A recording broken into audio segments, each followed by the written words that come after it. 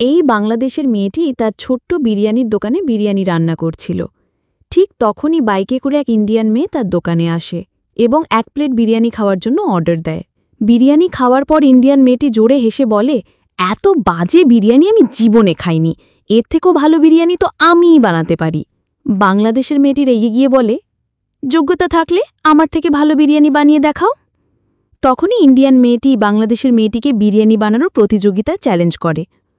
তখন ইন্ডিয়ান মেয়েটি challenge accept করে এবং বাংলাদেশের মেয়েটি বাড়িতে ফিরে গিয়ে প্রতিদিন বিরিয়ানি বানানোর প্র্যাকটিস করে। কিছুদিনের মধ্যেই সে বিরিয়ানি বানানোর এক্সপার্ট হয়ে যায়। অবশেষে প্রতিযোগিতার দিন এসে যায়।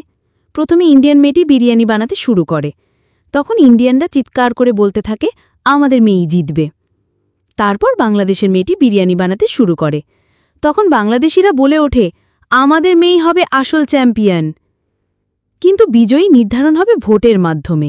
ইন্ডিয়ান মেয়েকে জিতাতে চাইলে লাইক এবং কমেন্ট করো, বাংলাদেশের মেয়েকে জিতাতে চাইলে লাইক ও সাবস্ক্রাইব করো। এবার দেখা যাবে কে জেতে।